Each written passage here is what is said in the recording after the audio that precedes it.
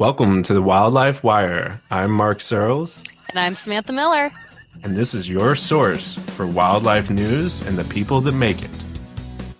Today, Indiana goes back in time, Montana goes zombie, Colorado chases lions, lifesaver or senseless harassment, and we talk Martin, Pine, not Lawrence. And our special guest is Dr. Larry Taylor.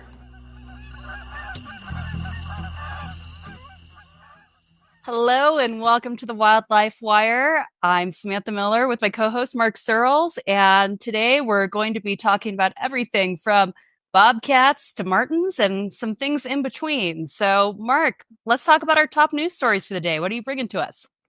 I have a story out of Indiana, which is fitting because our guest is remarkably similar to Indiana Jones.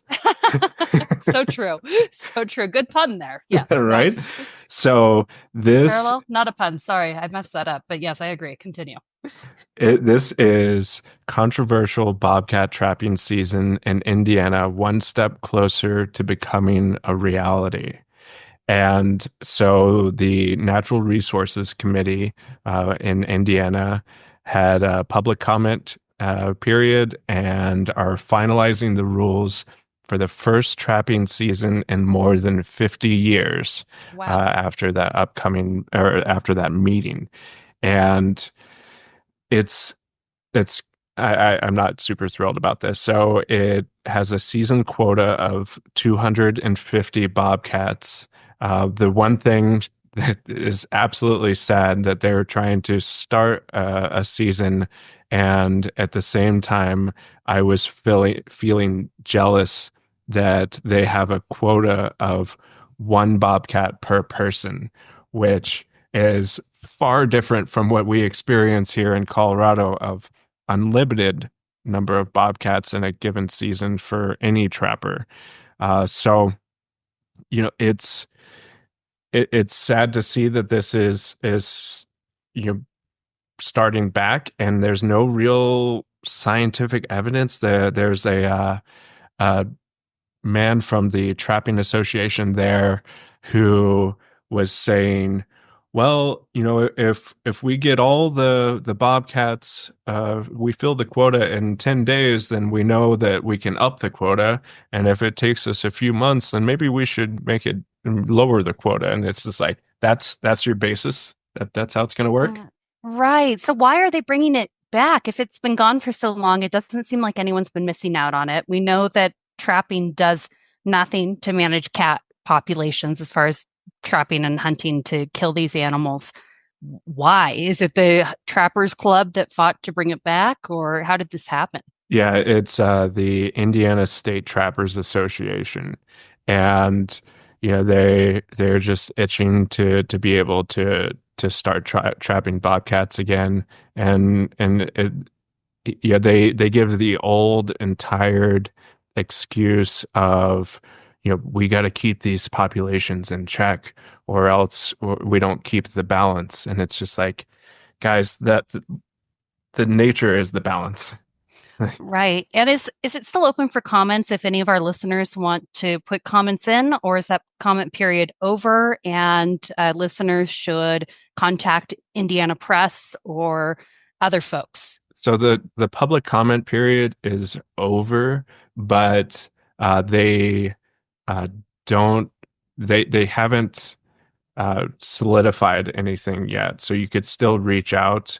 Unfortunately, the state legislator uh, passed a bill last year requiring the Indiana Department of Natural Resources to establish bobcat trapping rules by July. So I think the only thing could be to lobby to reduce the number, but there's going to be some bobcats being trapped. Right. To do like a zero quota would be That would be great. nice. Yeah.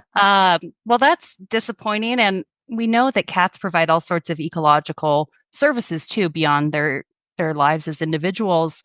And that kind of leads nicely into my story and ecological services of cats, because Cats like bobcats and mountain lions and other carnivores have been shown to be able to mitigate chronic wasting disease, which is what my news story is about today. Let's hear it. So we've Okay. covered Wyoming. So where are we going now? We're taking a nice trip to balmy Montana for, a nice warm winter gathering of elk and deer where they pass diseases to each other. We're actually going to Flathead County, Montana, where the first case of chronic wasting disease was discovered in the deer population last fall. And they have since found subsequent cases of chronic wasting disease in deer. Chronic wasting disease is the prion disease that attacks the animal's brain. It is always fatal. It's very similar to mad cow disease in that way. So if a deer or elk or other hoofed animal gets it, that animal tends to act like a zombie. We call it the zombie disease because they'll walk in circles and drink water until they die. Um, but the scary part is that as the disease sheds itself, it can live in the ground, in the soil, in the environment for years and still be contagious. So, as that animal goes to the bathroom, as that animal dies in place, that infects the ground. So, other animals come along and graze, and then they can catch the disease from there. So, it's very, very contagious that way. And it has a really um, long ability to survive out of the actual species that has it. Um, so in Flathead County, Montana, they found a deer herd that again had chronic wasting disease. They killed the entire herd. They found that of the 34 animals killed, 9 had chronic wasting disease. And so that herd definitely was going to spread the disease more. They've issued cautions around feeding wildlife or any fruit trees that may drop fruit onto the ground come springtime to make sure that communities are not facilitating places for these deer to gather, which is how they easily spread. And I hope that more and more places will take this kind of precaution. We know that in Wyoming, they feed deer and elk over the winter. Montana has a similar cold weather policy that they go through where they will consider feeding deer or elk populations in the winter with harsh winters. And then that creates a natural disease spreading zone. And they do the same thing in Washington too. So there's a lot of states that participate in deer and elk feeding, even though we know chronic wasting disease is spreading. And it's sad to see it continue to spread, and sad to see that we're continuing to kill animals that really do a great job of mitigating it. Now, do bobcats typically hunt deer? No. No. But were they used in some research to see if felines catch chronic wasting disease? Yes. And that research shows, again, these animals will eat the meat of a deer or elk. They themselves do not catch it and they don't shed it onto the environment. So it's really cool research. And I hope that we will recognize carnivores a little bit more and their ability to mitigate this disease. Yeah, it is amazing how they can consume infected animals like that and not only not get sick, but also neutralize these prions.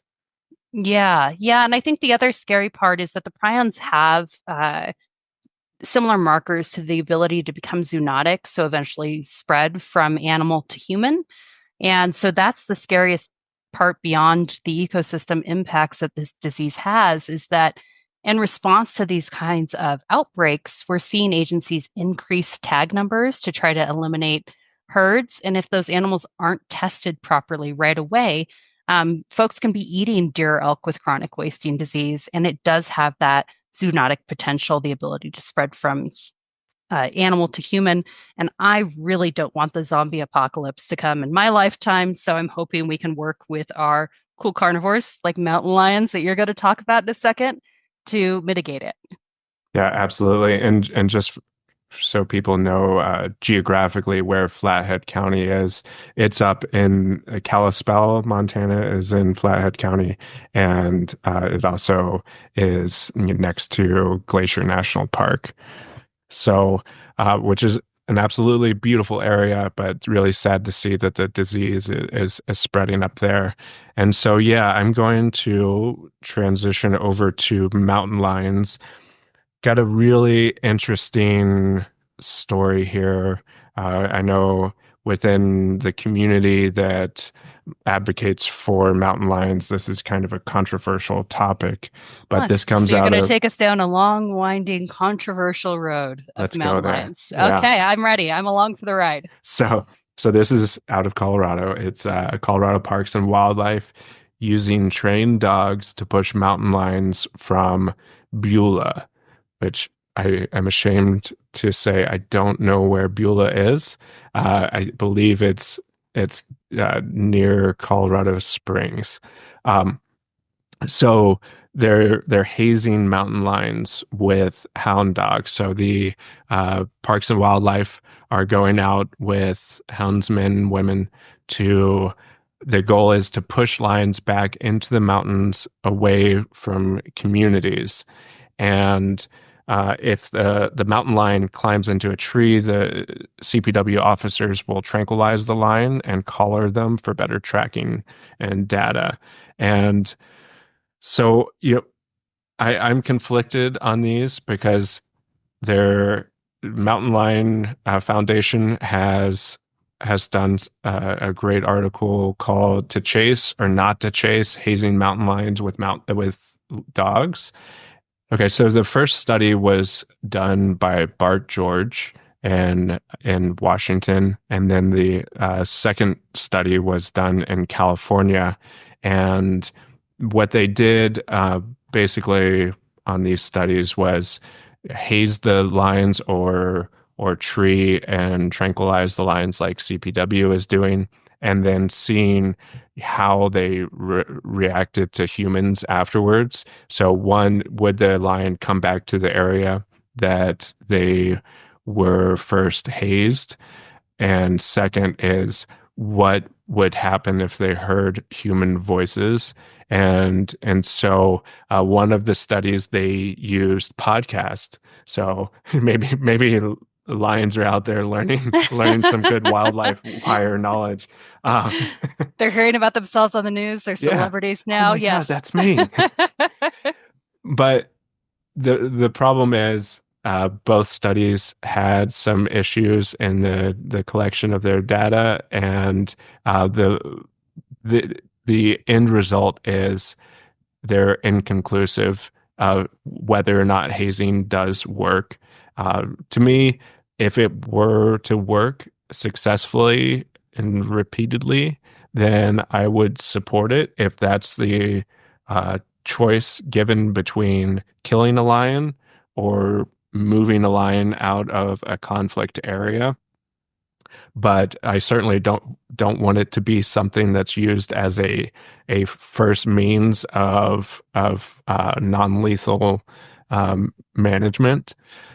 But and I reached out to a houndsman yesterday to ask him about the study, what's happening in Colorado, and he declined to talk about it in depth. He said that they uh, were kind of at the beginning of this project and might be doing CPW might be doing their own studies to see if this can actually work. So I don't know. It's tough. What are your thoughts on hazing lions with dogs? Well, I have mixed feelings. I know that Grolium bear dogs were really great at hazing bears, and that program had a lot of success in Washington. But if it's not working, then there's no point in doing it. And I think that that's the difficult balance we have to bring to the situation. But I would much rather see a mountain lion hazed than killed for conflict. And I would much rather see agencies looking at non-lethal ways to live with mountain lions. And even though this can be traumatic for an individual animal and for the individual being hazed, I would much rather them be chased and let free at the end than chased and killed in a really unfair way. So that's those are my feelings on it. I would like to see the research on it if it's actually effective or if it's something that's just fun to do and it becomes a second hobby for houndsmen. But I think until we know some more conclusive research, I don't have a strong opinion either way. Just caution around proceeding with studies like that.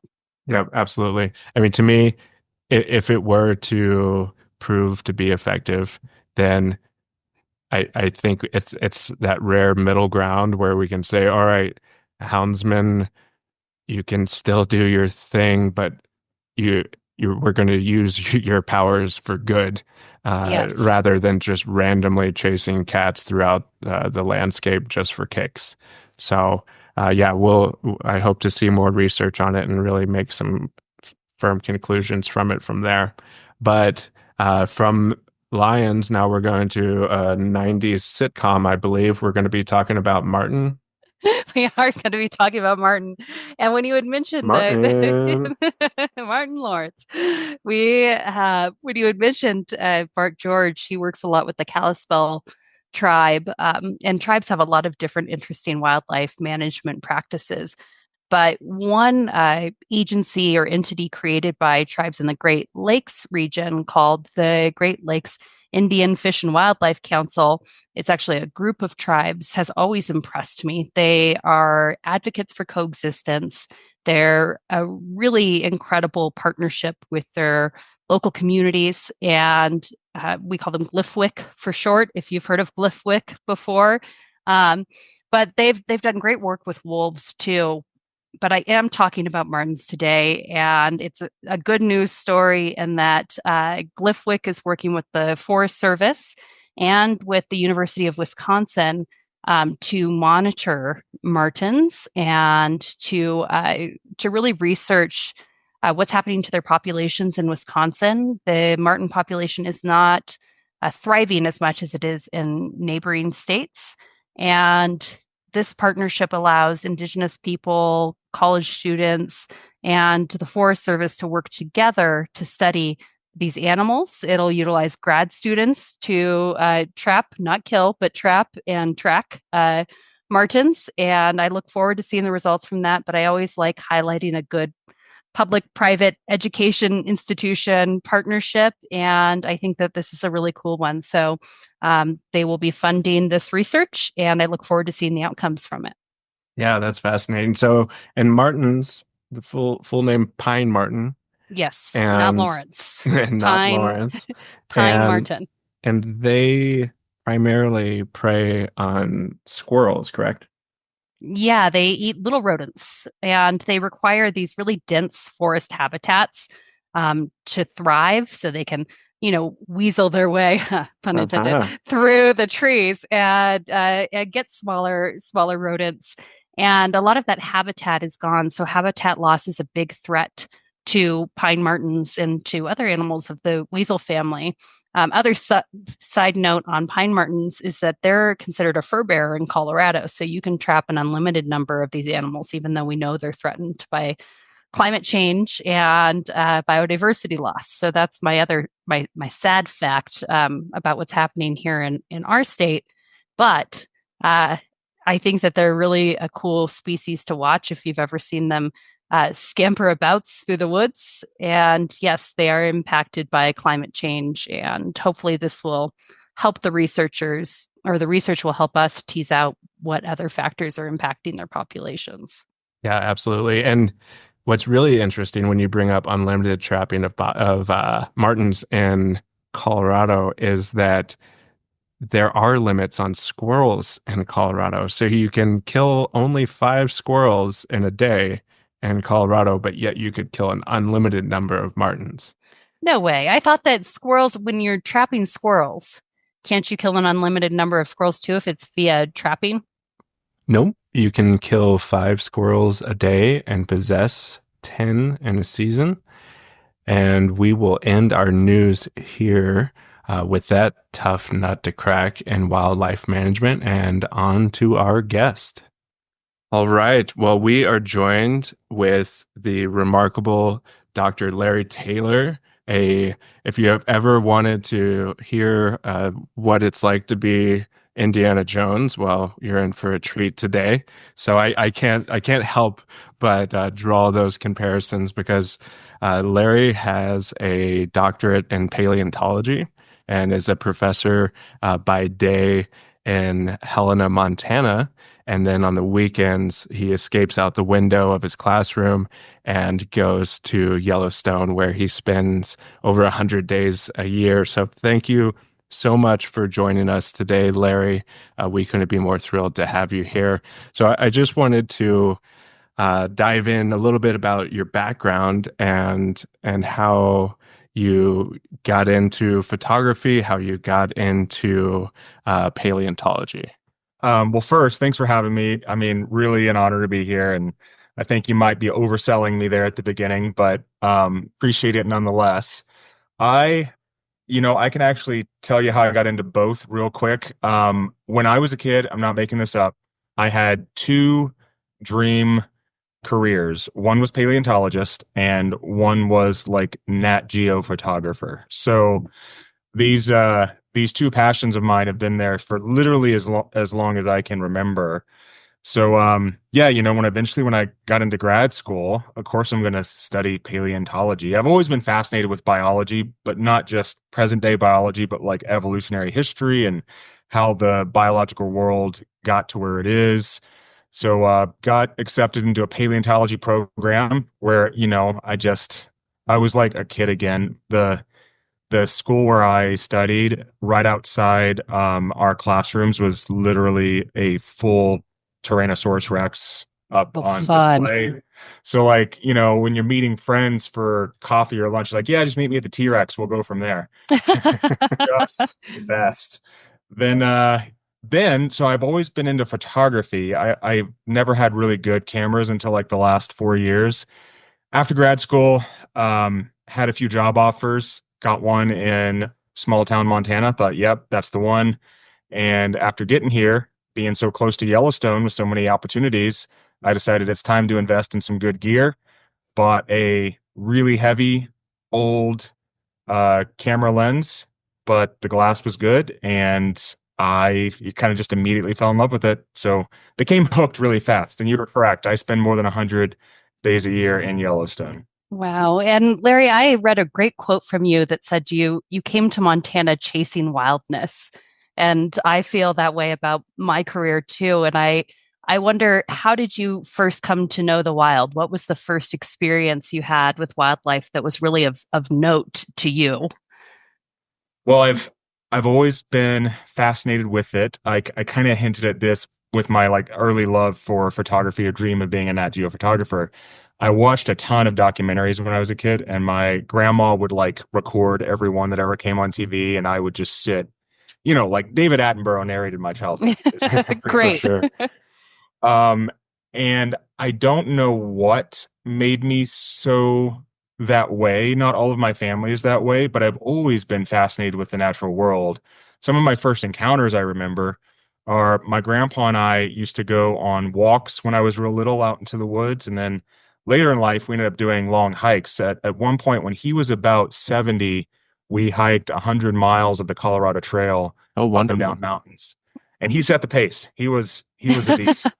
Um, but some of the other earlier things I remember is I spent a lot of my childhood growing up in the forests of East Texas, and it's deep pine forests, swamps, some broken cow pasture, and we had a lot of deer.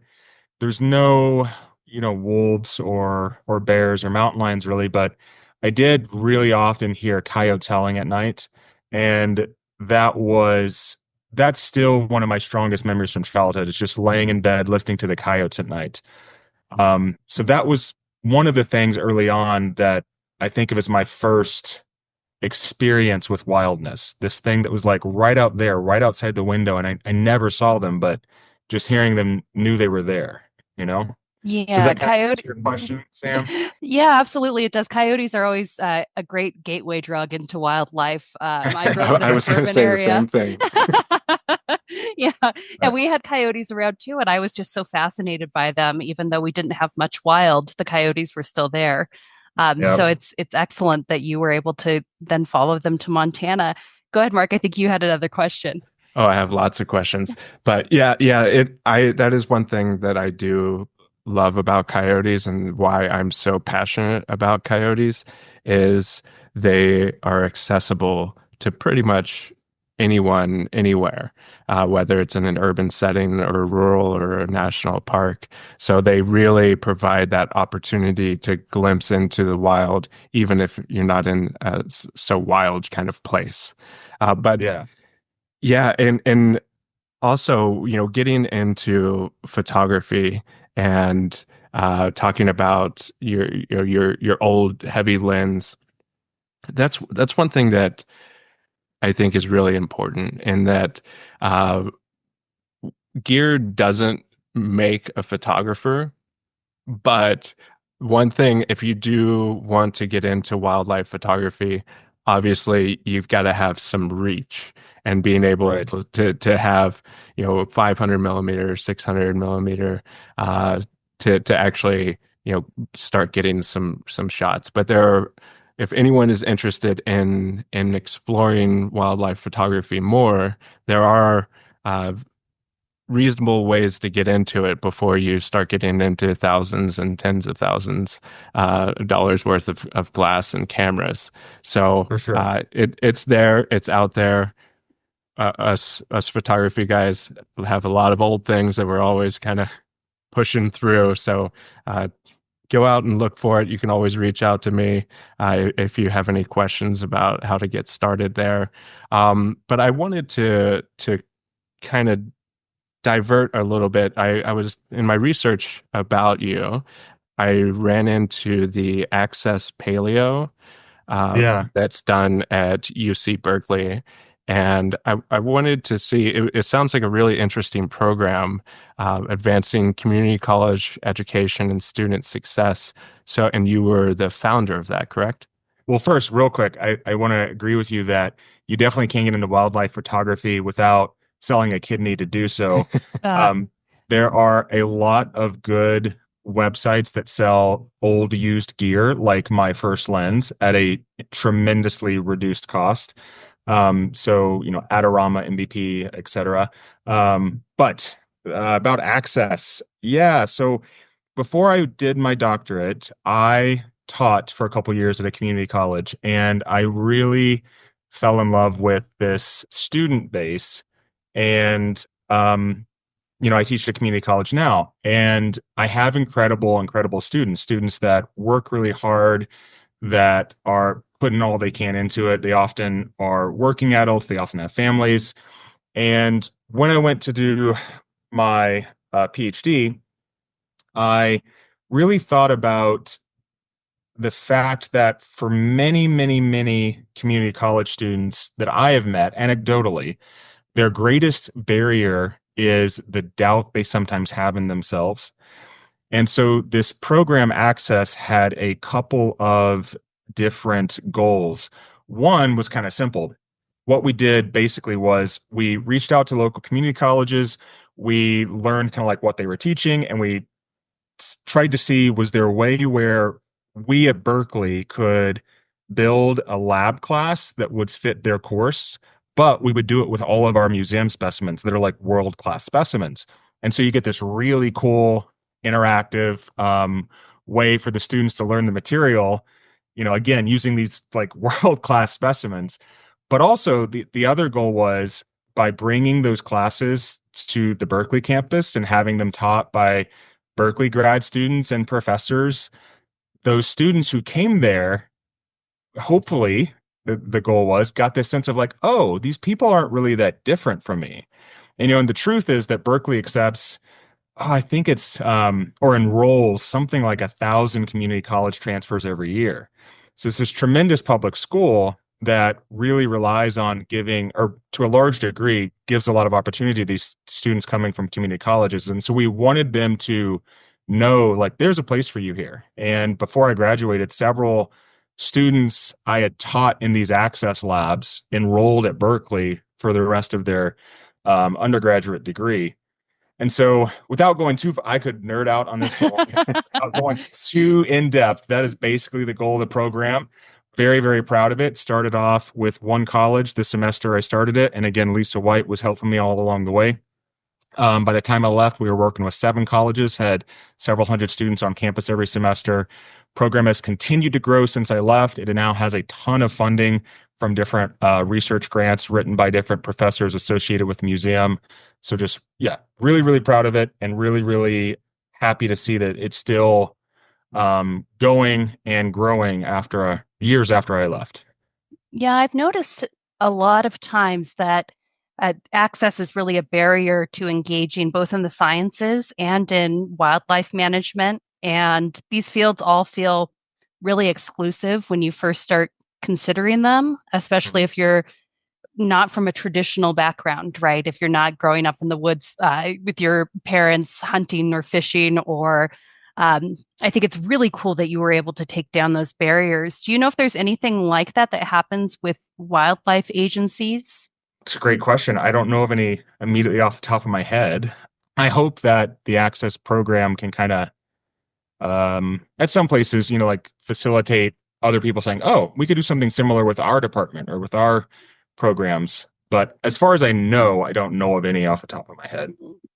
Yeah, it seems like that would be a great blueprint for agencies to look at and say, "Hey, how do we make open a door for non-traditional Mhm. participants or volunteers to engage with the work we're doing and make it more inclusive?"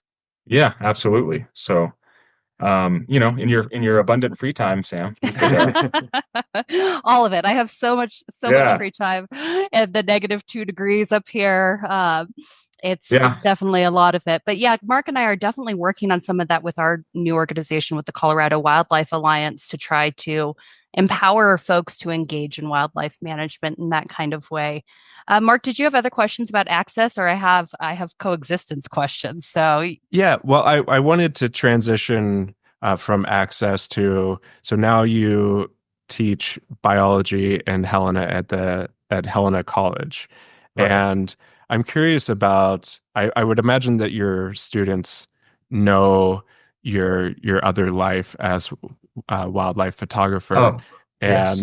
and I'm just curious about so you leave on Friday and go to Yellowstone and you get back, uh, are the students immediately asking what happened this weekend? Yeah, every beginning of every week, lecture starts with photos from the weekend. nice. And the Captive students who have had, audience. yeah, the students who have had me for a while, I've literally, there's a couple weekends I've come back and I got really busy and I didn't upload new photos to my lectures, and students I'd start lecturing and students are like, well, hey, what, oh, where's the photos? So yeah, it's very much expected. And, I think most students love it. Maybe some are just like, whatever, animals. But showing them the mountain lions this past week definitely caught their attention. Wow. Can you tell us about that encounter? Mountain lions last week. What happened? Oh yeah, that was incredible. So there were in Yellowstone, there were these two mountain lions up on a high ridge. Hard to say distance is at least a half mile, maybe a mile from like straight line from where we were standing. But the last 2 years, I've seen a couple of different cats like that, and I saw one hunt a mountain goat last year. Wow. The it was pretty nuts. These two looked to me very much like a mother cat and a very old kitten, probably between 1 to 2 years. Still a little bit of black markings on the legs.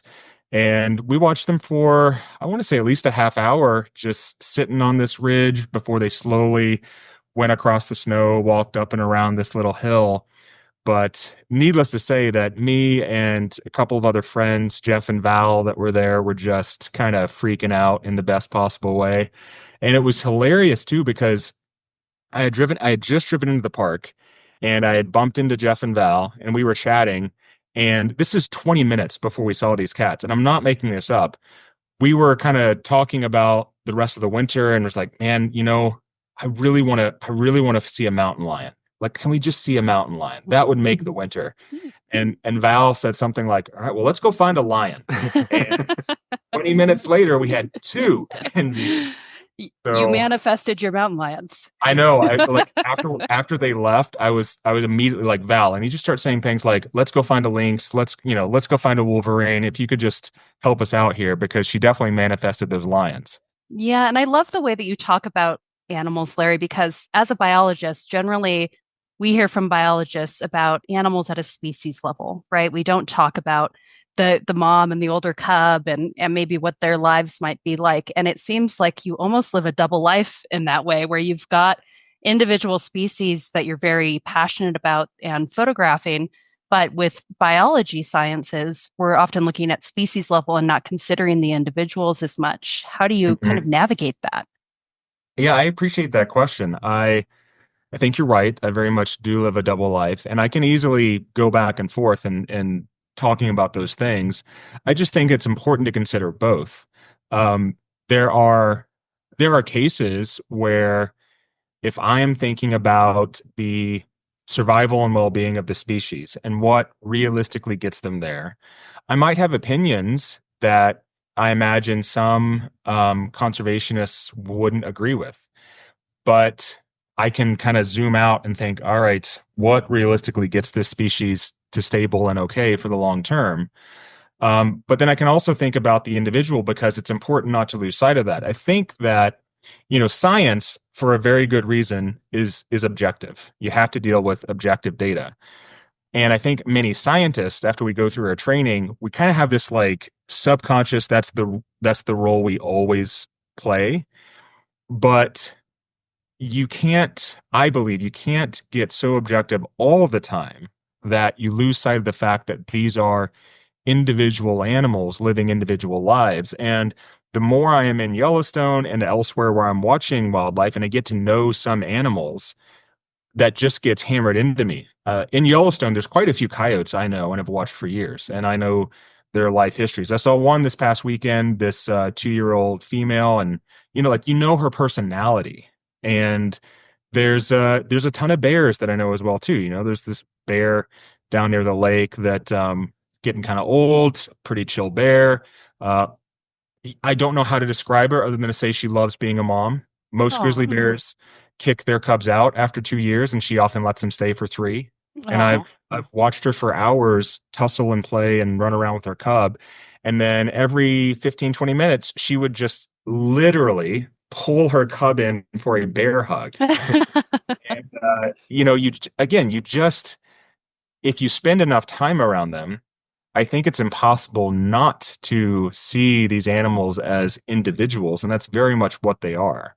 So yeah, I do live a double life. I appreciate you recognizing that, and I can play both roles well, I think. I think you're doing a great job. And I just wanted to point out for our listeners too, with biologists and species management at state levels or at the federal government level, the individuals often are not considered. It goes through that science background, and then that's used through a management lens, right? And management, of course, incorporates all different values, generally more traditional values on the state wildlife side of things. So it's cool to see that you've engaged the individual level too. I hope more biologists do that. And I hope more managers do that too. It'd be nice to see species managed as populations, as individuals, and with more of a compassionate conservation lens. Yeah, I agree. But thank you no one's ever asked me that before, but yes, you picked up on my double life, so to speak. Yeah, it was the Indiana Jones kind of tipped me off to it, and then I started following the breadcrumbs. Yeah. Yeah, and that the bear, she's very lucky that she is a bear and not a human. So I would think that she would have a hard time being an empty nester, but luckily she gets to do it all again. Yep, Hopefully just the every few years. Yeah. yeah. Yeah, and so on those individuals, and I think I you were talking about being objective, and I I I think you can say this animal is scared objectively.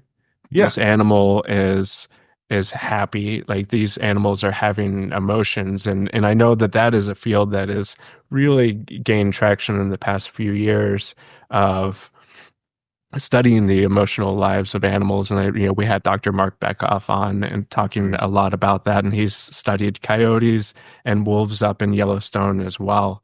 But so with the coyotes, and I know you have a photo of a coyote and a badger working together, which is, I have to say, it's better than my opportunities to have those two amazing species together. So I'm a little bit jealous of the quality of your photo, but it is an amazing thing to see when you watch two animals of different species cooperating or interacting. So I would love to hear some of your stories about interspecies relationships, or at least a momentary sharing of time and space.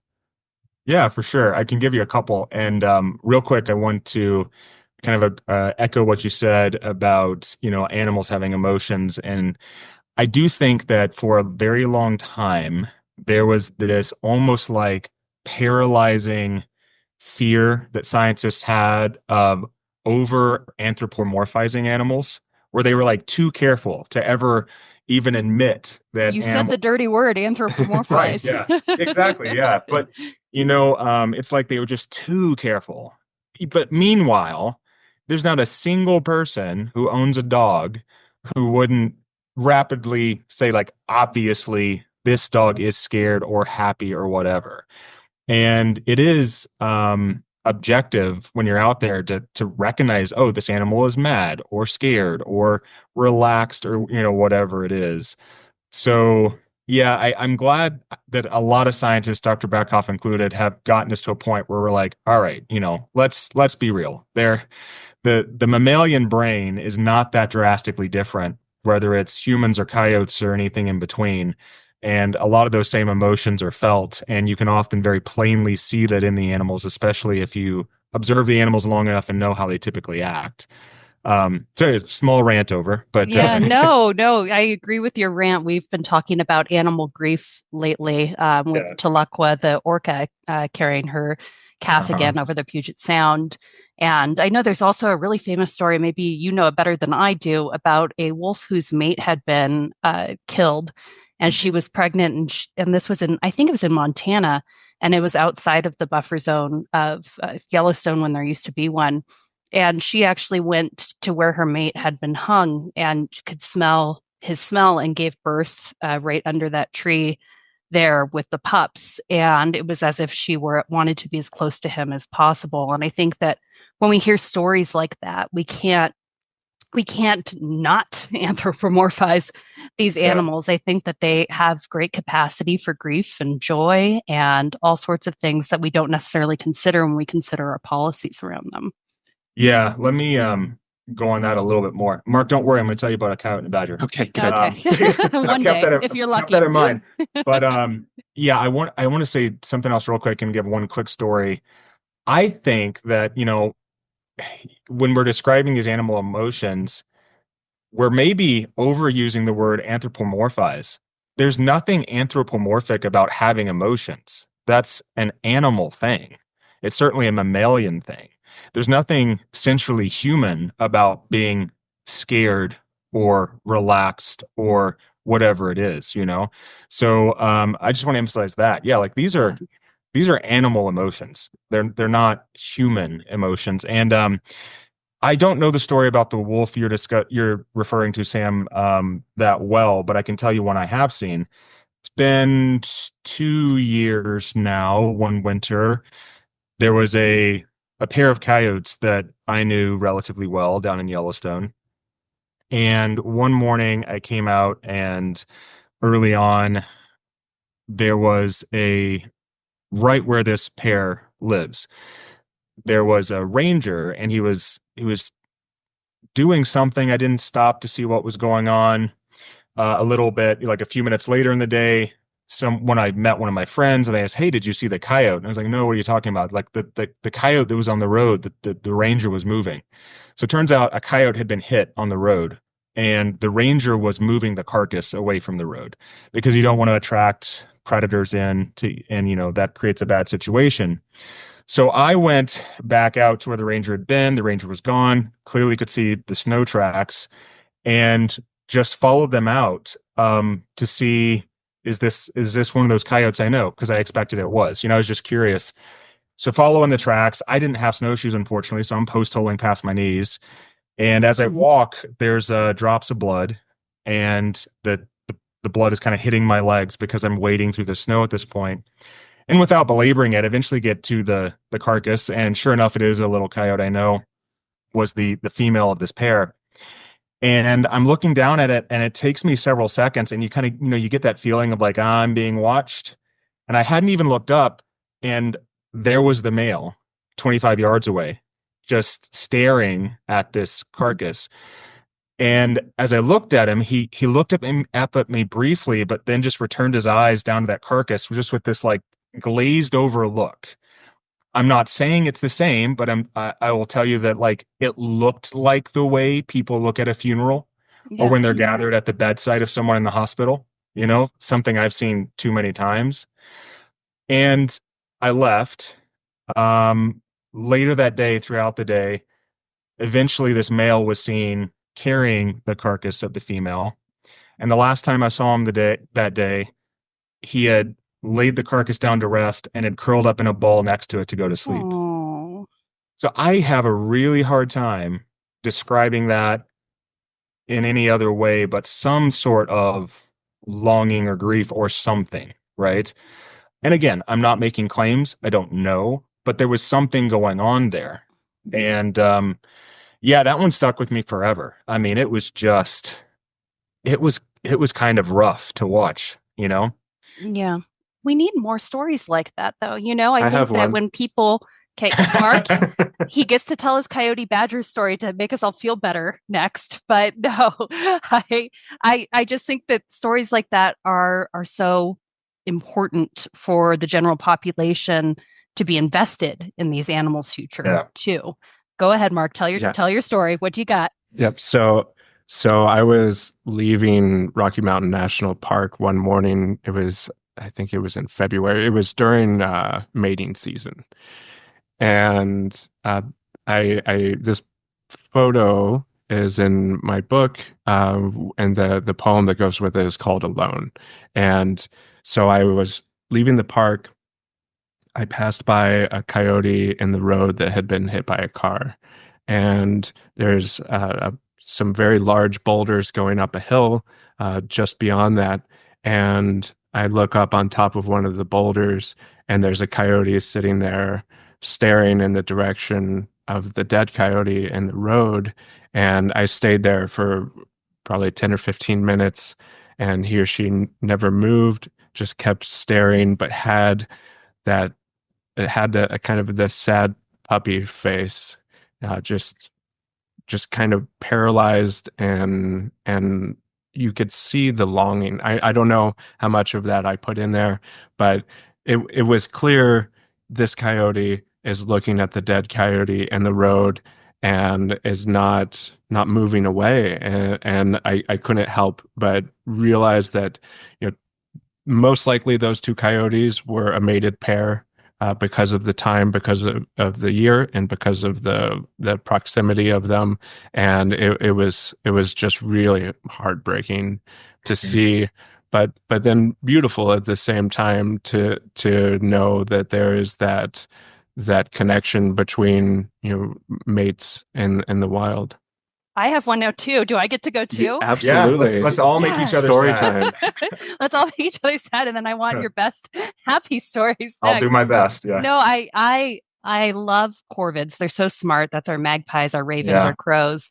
And at my property, we had a dead magpie. And what I did not know that magpies do is that they actually engage in a funeral march. So with the magpie dead on the driveway, I started seeing another magpie show up and another magpie show up. And they're all jabbering and making a bunch of noise. And it just is this cacophony of magpie sound. And then all of a sudden they stopped and they left one by one in a line. And it was as if they had come and they grieved in a collective loud sound, and then they left silently back to where the whole group of them lived. And yes, I agree. There's emotional levels to every animal. So go ahead. Let's bring us up now that we've talked about all the animal funerals and death. Let's hear something better. Okay, I can't help it. One more, a really fast one, because Okay. I have to say, like in Yellowstone, it's really common to see something we frequently call bison funerals. And Oh. a bison herd is an incredibly loud group of critters, and snorting and running and rolling and all the and grunting and all this stuff. And when they come across one of their dead, just you'll I mean, it's incredible how silent that herd can fall sometimes. And very frequently, they'll do something similar, kind of one by one. They'll walk up and they might nose around or sniff the body. Sometimes they walk up kind of in mass and form a semicircle around it. And eventually, most of the bison will visit the body and then they'll walk on. And then, like a few minutes thereafter, they'll kind of resume kind of where they were. But, there's something going on there. And the last thing, I'll wrap it up, and then we can talk happy stuff. uh, I think it. Besides thinking about, like people would never hesitate to ascribe emotions to their pets, to their dogs. Like it's obvious, right? It's Right. like, well, like if we're talking about coyotes, say, or wolves or whatever, we're talking about wild dogs. They're just dogs.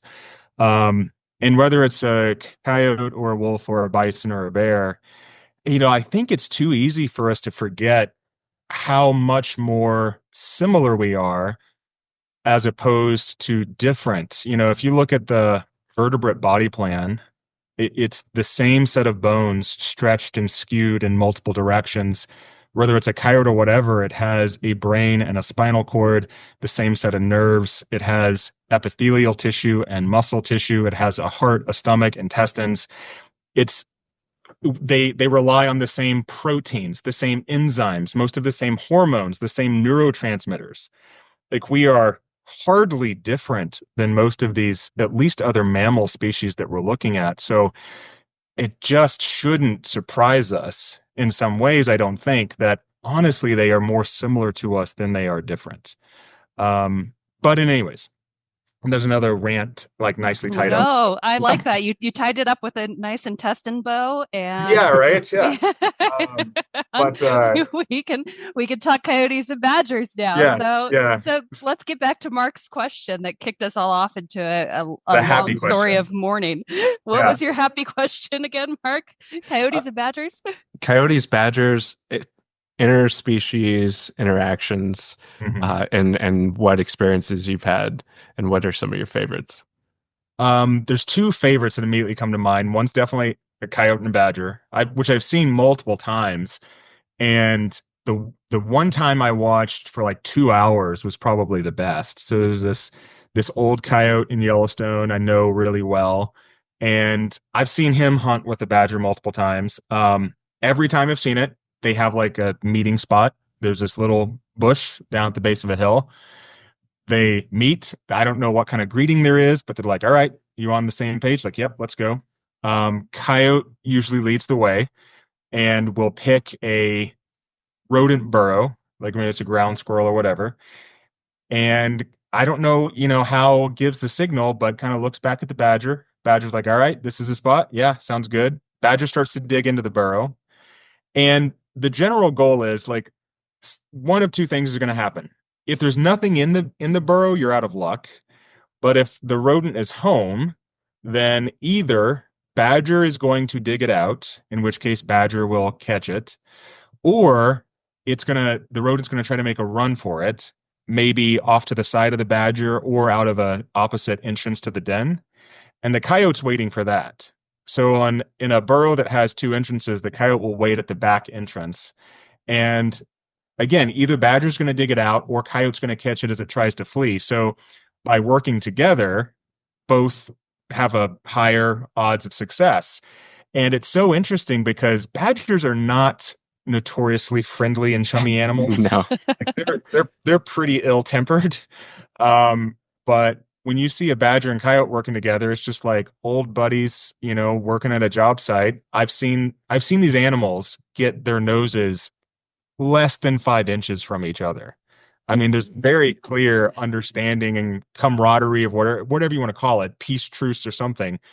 Um, and the day that I watched this happen for 2 hours, over the course of the 2 hours, they caught, I think, 5 different things. And, they rip it apart pretty fast and then go on to the next one until I guess both were like, all right, I'm pretty full. That's enough Right. for today. Another interspecies interaction that I really like was if you just happened upon it, it was the weirdest thing to see. I'll tell you what it looked like. as I pulled around the bend on this road, looked out 30, 50 yards across this river was a big grizzly bear sitting on a mound of dirt, and 10 yards away was a coyote also sitting on a different mound of dirt, and they were just kind of sitting there, hanging, looking in the same direction. Okay. What I eventually figured out was, so I immediately recognized the coyote. I know this coyote, and I also knew where this coyote kept its den, and this was in spring, so it's probably still has pups in the den. And I'm pretty sure, because especially based on what happened next, that the bear was simply walking around too close to the coyote's den, and the coyote was trying to like put himself in between the bear and the den. All right. Now the bear was interested in this little bison calf carcass that he was still picking at. And so what the coyote did was when the bear looked like it was pretty bored and it was just looking away, it wasn't actively eating on the carcass. The coyote ran up, grabbed the leg that still had the most meat on it, and just started sprinting in the opposite direction as fast as it could. The bear, of course, gets ticked off, chases after the coyote, catches up to it because the coyote's dragging this big thing for the coyote, at which point the coyote drops it, lets the bear eat on it, but then coyote runs back to the den. Oh, And so this whole interaction, I think, happened because bear happened to be too close. Coyote's trying to like get some space between bear and den, and then figures out, hey, I could lure this bear away if I just drag that leg over there, and it worked. That's remarkable. I That was love pretty seeing fun. animals problem solve like that, where they're, Yeah. you can, again, like you had mentioned before, see the wheels turning and, okay, how Yeah. do I get this Mhm. bear to move? Yeah, actually, so my favorite photographs now, or my favorite shots, are really those more quiet, reflective moments where you can see, yeah, there's thought happening behind those eyes. So all of my favorites are that now, even if other people want the dramatic stuff. Yeah, and the thing with coyotes and badgers together, so I've seen them work together at the Rocky Mountain Arsenal Wildlife Refuge and just outside of Denver. And Mhm. it blows my mind that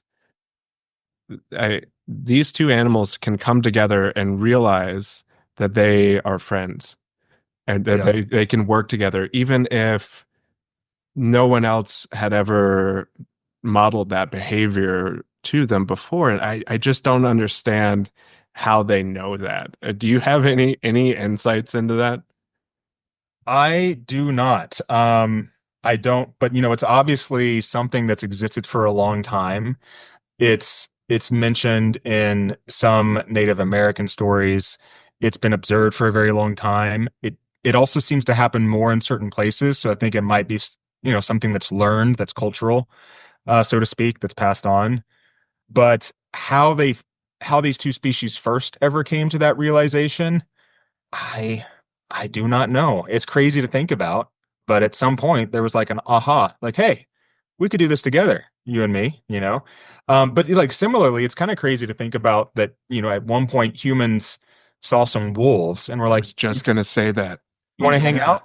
So and from the wolf perspective too, that was also kind of nuts in some regards, but I don't know. It is fascinating. And there are some things, as a biologist, like I have this natural tendency to want to figure things out, but sometimes it's fun just to admit that, you can't know some things, and that makes it all the cooler. Like you can just wonder about it. Yeah, for sure. Um, I gotta tell you one more really, I gotta tell you one more really quick story.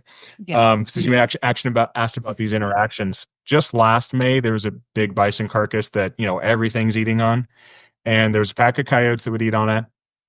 Oh man, that was actually a really cool carcass. So at one point the coyotes worked together to get on all sides of this grizzly bear, and then kind of dragged part of the carcass away, and then attacked the bear in mass to drive it away so that they could steal the carcass. But the main one I was thinking about was when there was a lot of meat left on this carcass, everyone would eat, and then they kind of go off into the brush and have their fill, and other things would come in and eat. But there was one coyote and one eagle that had some sort of tiff, and I have no idea what was going on. But every time this eagle and coyote saw each other, it didn't matter if one was full and not doing anything. They would specifically walk over to one another just to antagonize one another.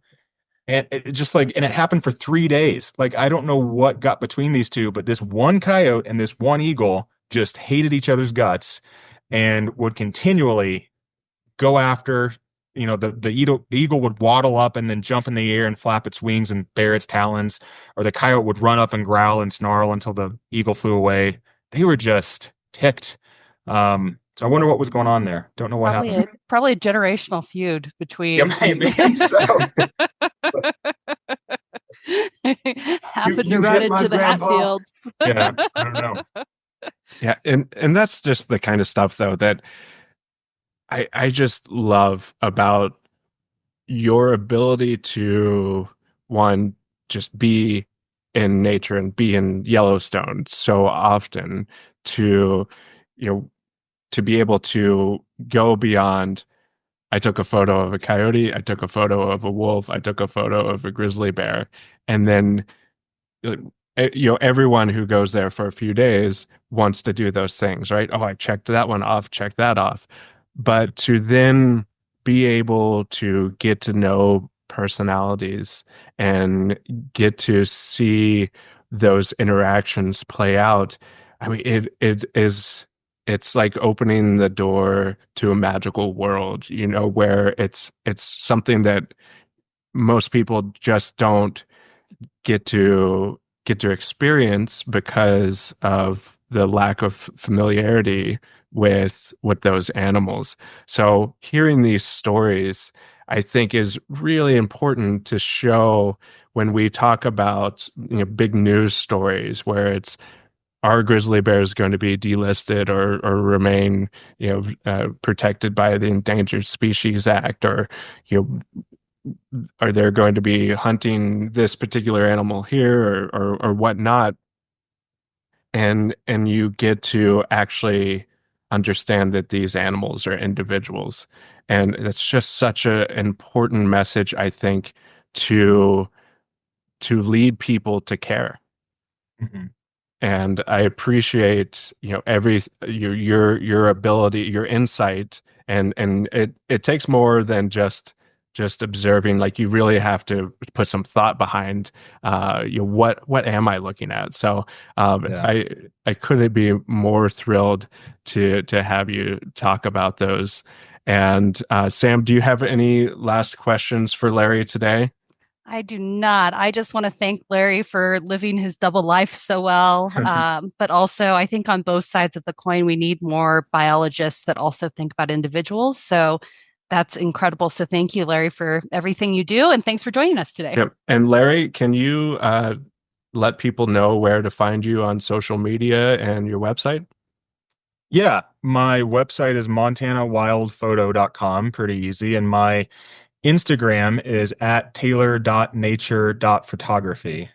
And I share something on Instagram just about every day because, as you've said multiple times, I'm out there a lot, so I have a lot to keep sharing. And thank you both for having me. This has been a lot of fun. I'm always down for telling cool wildlife stories, especially if it involves coyotes, as everyone knows. So yeah, this has been really, really great. Well, thank you, and hope to catch you again in Yellowstone sometime, maybe this year. Yeah, let me know when you're coming up. Will do. Thanks so much.